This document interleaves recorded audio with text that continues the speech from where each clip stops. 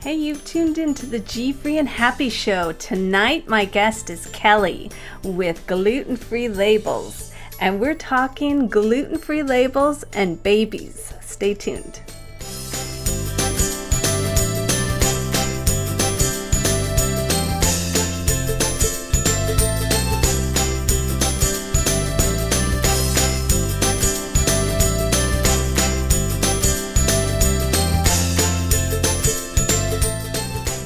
Hey, welcome to the GFree and Happy Show. It happens every Monday night at 7 p.m. Pacific, 10 p.m. Eastern. I'm your host, Kathy, and I have been GFree and Happy for 4 years now, and counting. So tonight, I've got Kelly, who does, look at, I gotta wear earrings. Aren't they cute? Gluten-free labels, and a bunch of them came in the mail today. I mean, honestly, the nicely made, nicely packaged, gives instructions. Anyways, we're going to talk to Kelly in a couple minutes all about her labels and babies. So stay tuned. But first, episode 32 of the GFree and Happy Show is brought to you by Oval Eye TV. Oval Eye TV hosts and produces live video events built to meet your objective.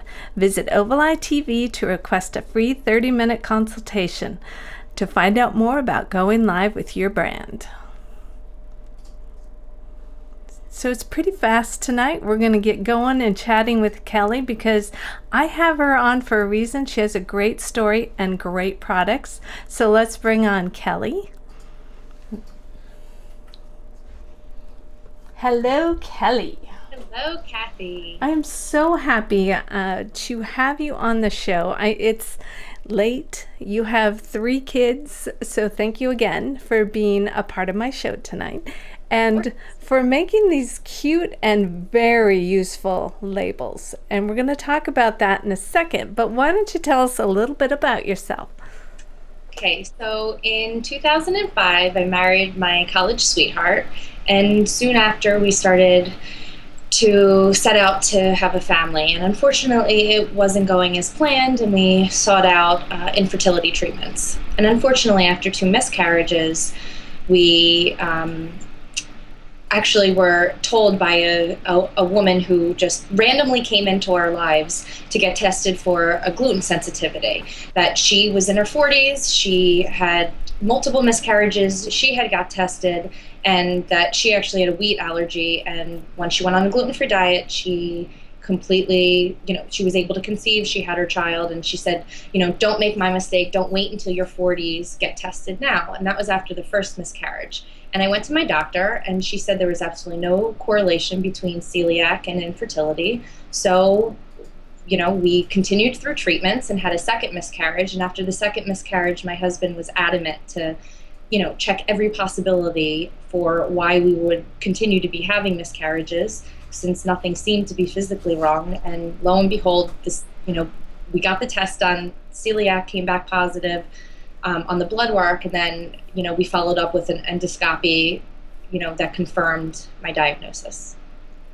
Oh my goodness. Okay, so then we're going to get into the depth of some of this information, but then you started having kids, and we'll get into that in a minute, but then the gluten-free labels happen. When did the labels happen? Okay, so to explain how the labels happen, I kind of have to go back. So okay. I was diagnosed in 2008 and went on a strict gluten-free diet. Our kitchen was gluten-free. My husband is completely supportive. He's like a gluten-free supporter rock star. He was labeling everything. He bought cards online, so every restaurant we went to, he gave them the card. And, there was not as much awareness as there is even now, 5 years ago. So went on the gluten-free diet, happily conceived our twins, and then the story continues. Unfortunately, at 30 weeks, I had preeclampsia. I delivered the girls early, and they had prematurity issues. So our one daughter, she had a PICC line because her digestion wasn't working as well. She unfortunately, one of the nurses touched her dressings with uncleanly hands. She got spinal meningitis and then had a breathing tube. And because of the breathing tube, because of the breathing tube, it scarred her throat, and then she was trached and vented. So after 3 months of being at the hospital, they said, if you ever want to see the day of light, you need to have her trached and vented, and then you can take her home. So 4.5 months, we were able to come home. And now my gluten-free kitchen was then gluten aware, because I had these nurses coming in and out 24/7. And, for insurance to pay for 24 hours, 7 days a week nursing, she was pretty critical. They were coming in, they were, and they are still like family, even though we don't have them anymore, fortunately. But they were sharing utensils. They were microwaving, and their mac and cheese would spill all over the microwave. So there was like gluten coming into the house where it wasn't before. So it was kind of a combination of the nurses coming in and changing up my kitchen, to getting a couple of times cross contamination at friends and families when we ate over, and then kind of the last straw was last summer. I wrote all over a bottle of alcohol, Kelly's alcohol. I love that story. It was like a big joke, and everyone's like, you're graffitiing all over your alcohol. And it's not that I'm an alcoholic, or it's not that I don't mind sharing my alcohol, but I just wanted to let people know so they didn't drink all of it, and then I couldn't share in the festivities. So anyway, it was after that I was talking to my husband, and we said, okay, there has to be a better solution. So we looked online, and we couldn't find one. So it took us 6 months, and we launched in the end of February. He's a very supportive husband and business partner, I should say. And then look at, I'm going to show this. Look, no grain, no pain, gluten-free for life. Isn't that the cutest? It's a sticker. She has a couple of these, and she's got these in a package. And this is so, my grandson loved these. Grammy, let me play with them, because they're really cute, nicely colored. And they'll stick in a casserole when you're going out for a party or whatever, or even in the fridge, because most of us have, at least me, have multi-family use of, my husband is not gluten-free. He eats a lot of gluten-free, but I'll stick a little flag in there and say, don't touch it. So let's talk about the next question I've got here. Hold on. We already did the labels, and on your website, you talk about your pregnancy, and you talk about how hard it is, the years that you had to struggle, and you probably didn't know that it was gluten. So when it happened, when you found out that you were celiac, how did it feel, and did the doctor say, yes, I tell everybody in my practice that you should look at this? I mean, what year was this again? And tell us a little bit about how that happened. It was 2008, and no, they didn't test, but yes, now they do test after May. I was good. Test dummy. I'm sorry, though. I know. It was really unfortunate. It was a hard couple of years for us, but we were empowered. We got through so much as a couple through the miscarriages and infertility that it enabled us to handle when our daughter was really sick in the NICU, and that was even it's just a parent's worst nightmare. So to be able to get through what we went through with her, we kind of had to take a step back, and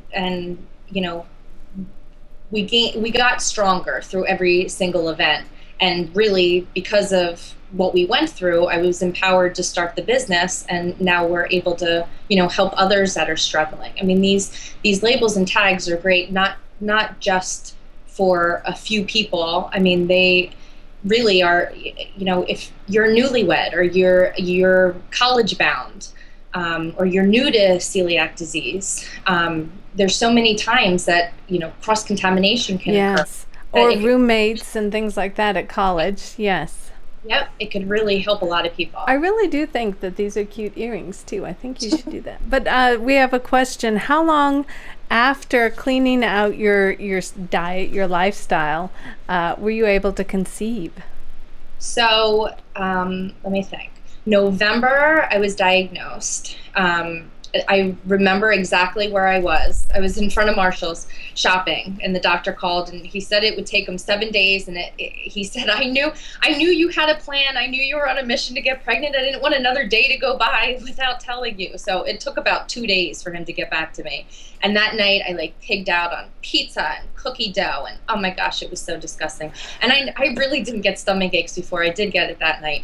But the next day is when I went totally gluten-free. And then my husband and I, we did yoga. We did things that we hadn't done Good before. point. We went to Africa. We went on a safari, and we went paragliding, and we just, completely changed everything that we had been doing because one of the doctors told me, what you're doing now is not working, so you have to change it. So even if you're not really into yoga or you're not really into, I read the fertility diet, it said eat a lot of ice cream because, don't work out so much. Eat a lot of ice cream because that's what, embryos like to stick, to something. Really? I never heard of that. So I was like, okay, I'll eat a whole bunch of ice cream. So we just had a really good, 6 to 8 months, and then we conceived in June. And I then love that story. Keep going. that was IVF, but in 2012 we naturally conceived and had our son. So that was like our blessing, our gift from above. That we did well with our twins. We were good parents, and as my husband said, he was our certificano. He was going to call him because he's our certificate for doing good things. So he was a blessing. That story, it almost, well, actually, there is a ton of information there, and we're tweeting this out to everybody. There's so much here that I want to go through again. Okay, so you've had 3 kids, the twins, and you got through all of this. And how many years has gone by? Only 3? Since the twin, yeah. So we have 3 kids, 3 years old and under now. We have the twins that are 3, and I'm so happy to report my little Gianna, who had 12 procedures, and Oh my goodness. yeah, she had a really really rough time. You would never ever know that she had anything wrong. She just has a little tiny scar where her trach was, and we call them battle wounds. She has scars all over her body from what she went through, but she's completely a normal, like developing 3-year-old, like any other 3-year-old. Although she has a little more compassion than the normal 3-year-old, she's a rock star. And you, of course, and your husband have grown so much in that 3 years, I'm sure, too. And being an entrepreneur would really get going. I mean, all of your I don't know, passion and everything is just kind of going towards the kids now and your labels. So let's talk about this. How 3 kids that are 3 years old and under, and you've started a business. How is that going? And give some advice to other mothers that are watching. It's busy. Today I was going to do an Instagram of my kitchen, what it looked like before. You should. This. I know, it's beautiful tonight. He cleaned for me before this because I like your husband. It was a mess from just being all together all day. But it's tough. My first priority, and I still believe this, is my kids and my family. But we wanted to start something. I wanted to do this, for now a year. And I'm so passionate about it. I have learned so much from the gluten-free community. The bloggers I've talked to. I mean, I could go on and naming all the people that have individually helped me. Not only with my business, which I'm so grateful for, because it's a different world for me introducing a new product to market, but just the information for my diet alone. When I started this whole lifestyle change 5 years ago, I was unwillingly going gluten-free. My doctor, who was well known in the Philadelphia area, said there was no correlation. So I didn't really believe there was. I really never had a stomach issue before. I had migraines since I was in kindergarten. So I figured, I wish I almost had a disease that would help my migraines more so than a intestinal disease, because I really didn't feel like I had any stomach issues. So I didn't go to the support groups. I didn't talk to anyone. Up until February, I really only knew a handful of people that were gluten free. So, it's been enlightening and empowering. And again, I've learned in the last couple of months of just starting the business, I've learned already so much about the diet that I already feel better, that I'm not cross-contaminating myself with other things. So in 3 years, you're total gluten free, the whole family too. No. No, Oh, so are the kids eating gluten? no, yes, they are. Their little glutinous hands with the Cheerios. I mean, I must wash my hands 500 times a day. And they're trying to give me kisses, and they have like smeared cookie all over them, and I'm like, yes, I love you too. So it's a struggle sometimes, but we got them tested, and they show no signs of it, and so I don't at this point feel the need to put them on a gluten-free diet. They definitely eat a lot more gluten-free than the normal person. Yeah, I'm sure they do. Oh, my grandson, who's over at our headquarters all the time on my day job, he eats, like gluten pizza and things like, that are normal stuff. And Right. yes, you have to make sure that the counter space around and, all that good stuff. But Yeah. having smooches with the pizza, I didn't think of that one. Yeah, Ah, I mean, there's just so many instances. Yesterday, I looked back, and we call him the contaminator, my 15-month-old son. He got crackers, and he just like smushed them into like a million pieces all over him, all over the car. And I'm just thinking like, poison, poison, like surrounding me. I don't even know where to begin. Like, should I tweet this? Should I like? yes, you have to Instagram, you have to tweet these I things. know, am I on candid camera? Like, this cannot be happening to a celiac. So that a lot of times in the car, I try to give them, gluten-free things just so I don't have to, worry about it. But yeah, it's it's a struggle sometimes. Thanks for sharing that because I didn't think of some of those things. That's good points there. I do have to ask you about now your labels. How are you getting them out to, I mean, our gluten-free community online too. If you guys are gluten-free and you're not on Twitter, you need to be on it because they'll find you. Everybody connects if you're gluten-free on Twitter. I think it's the best community ever. So are these people helping you? Are they buying your labels? How are you getting it out to the masses? Yeah, so right now we're just doing online sales to the consumer. We have had interest from a couple of major hotel and retailer Oh, chains that were like so super excited. We like, you know, came out with the idea thinking that we would just do it, or I would do it like part time, and that it would eventually grow to something when the kids are in school. Then I could really work on it full time, and it has just it far exceeded our expectations, and it does require a lot of love. I feel like sometimes it's like a fourth child. Um, get used to that one. Yes. yeah.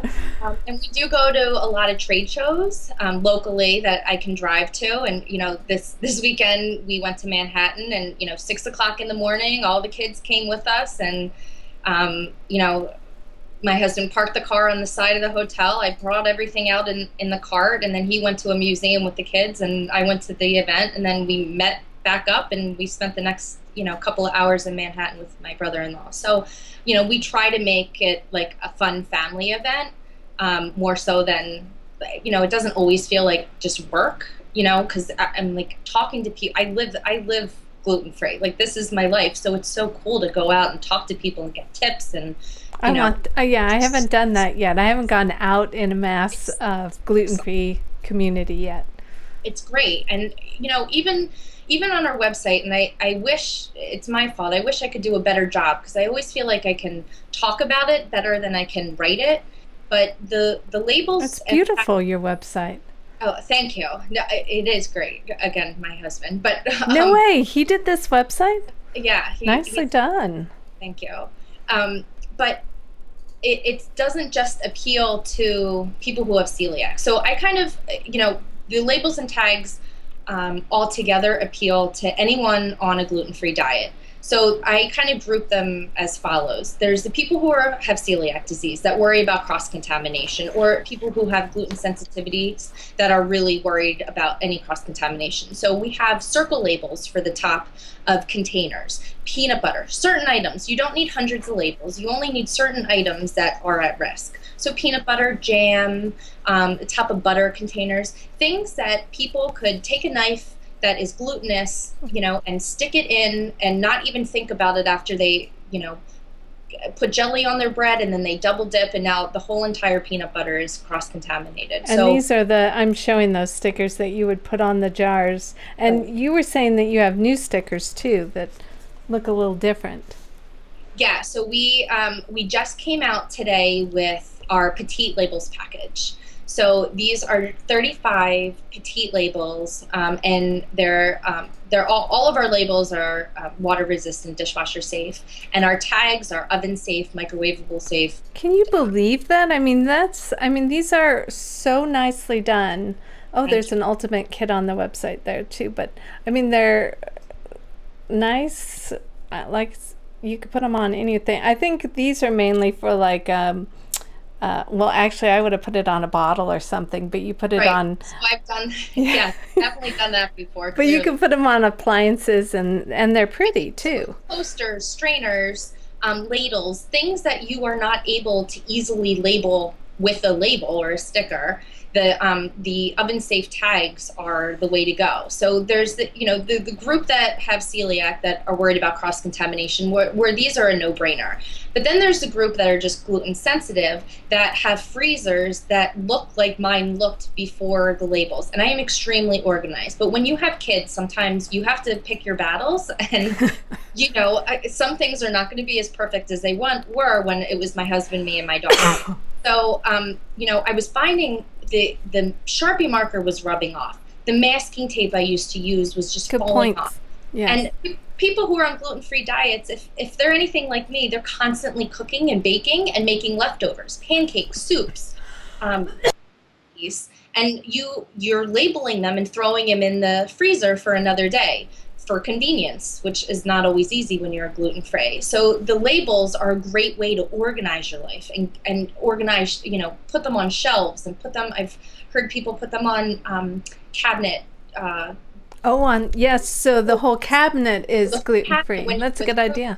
Is labeled gluten-free. So that's kind of the second group. And then the third group are those like lifers that have been gluten-free forever, before the masses even knew what gluten-free meant. Yeah. And that their whole kitchen's gluten-free, and they have their own way of doing things that, they kind of turn off. These are the people I meet at the shows.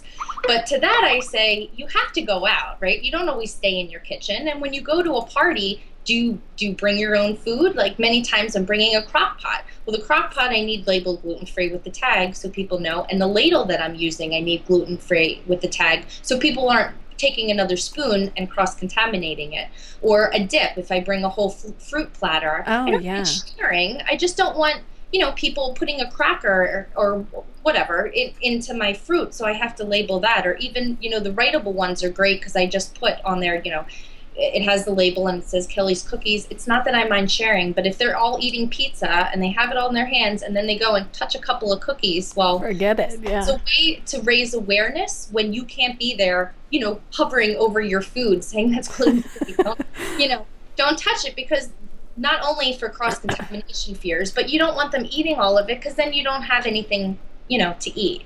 Well, that is good points too. All of those things that if you're going someplace, you want a clear, and look at how pretty these are. They're all orange. And then they're clearly labeled. I wanted to ask you before we go, because we're getting close to the end. You touched base on that restaurants or hotels. You said hotels, I think. Yes, hello. That's a great idea. And yes. So I was talking to, I'm sorry. But I wanted to say too, I've been talking to cruise lines today, just checking out prices and stuff. And I asked them all, okay, so do you have a gluten-free kind of diet here for me? And they all said yes. It wasn't as bright and cheery as I would have liked, but wouldn't they be great too? Yeah, it just gives you peace of mind. So, Jennifer Fugo from Oh, I love Jennifer. school, yeah, she was telling me a story that she went to this retreat and they had a whole gluten-free section, and she talked to them numerous times saying, I need to make sure that you accommodate for a gluten-free diet. And they assured her, yes, yes, yes, yes. And she went to the breakfast, and there was a side area that was designated gluten-free. And a woman came up to her and said, oh my gosh, I think I just made a mistake. And she said, well, what happened? She said, I just put my bagel in the gluten-free toaster. And I just like kind of ran away. I don't know what to do. And she's like, well, you have to tell someone and get the toaster away because it's going to make people pretty sick. So that's, our tags are perfect for things like that. You know, putting it on, it's a reminder. And even in your home, it's just another reminder. Listen, everyone that comes into my home knows I'm gluten-free, Yeah. but they don't know exactly what they can eat or can eat. It's always like a little bit of an uncertainty, and they have clearly don't want to make me sick. So it's just like a reminder when, you know, you can't be there watching over your food. That is wonderful. What a great product. I cannot believe in like 3 years you've done all this stuff. It's amazing, actually. You're Wonder Woman. And I'm so happy to hear that your daughter's okay. And so I'm going to have you on again and see how your progress is going. Maybe have some kids in the background and tell us about what's happening. Okay, then the real chaos would start. Yeah. Where can we all find you and buy those wonderful labels? I mean, the prices are really budget friendly. So tell us where we can find you. So we just launched today, actually, now that you said budget friendly, the petite labels package, which is $5. So, Wow. you know, we're a startup. Our margins are high because we're just starting up, and I want to change the labels based on any feedback. So, of course, if anyone buys them and has feedback for us, give it to us, because we're agile enough that we're able to change things based on, you know, the need and what people say. So anyway, we wanted to come up with a product that was, you know, since a lot of the gluten-free food is not cheap. No, it's not. we wanted to try to, you know, come up with a more cost-effective way. If you didn't need all the options of the starter kit, which is still our number, even the ultimate kit is still our number one seller. But the petite label package is $5, and you can get any of them: the toothpicks, the tag bundle, the you know, the bulk of all of our labels at glutenfreelabels.com. And we're also on Facebook, which it's just facebook.com/glutenfreelabels. And we're also on Instagram and Pinterest and Twitter, and it's gluten-free labels, but it's not. It's on the bottom. It's on the bottom of your screen. So it's gluten-free LBLS. Kelly, you are an amazing mother and business owner. I want everybody to go to her website, which if we could, is glutenfreelabels.com. How easy is that? Buy the starter kit, buy the ultimate kit. She packages it beautifully too. And it's just a perfect way. In fact, a great present for gluten-free people like myself. Awesome. And thank you so much, Kathy, for having me on and letting me share my story. Again, I wanted to. Yes. It's different for me. I haven't really been out other than when we started it in February to like openly talk about, we have a family blog that we talk about, our struggles in the past, but now this is kind of like this is new for us, but it's good. It's empowering. It's exciting. And, I'm glad that you're able to hear it. Well, thank you again for your story, and check out all of her websites and start following her on Twitter. Thank you again, Kelly. Jennifer Fugo's in my mind now. Kelly, thank you again. All right. Thank you, Kathy. Bye. Okay, so next week, hello, how wonderful is Kelly? So next week I have Gluten is my bitch. April, who I adore, and she's been on our website or on my show before twice, and she just did a book tour, so she's gonna be hilarious. She'll be on next week. Go out and buy her book. It's on Amazon.com. Gluten is my bitch. I love saying that. And then also have a great GFree and happy week.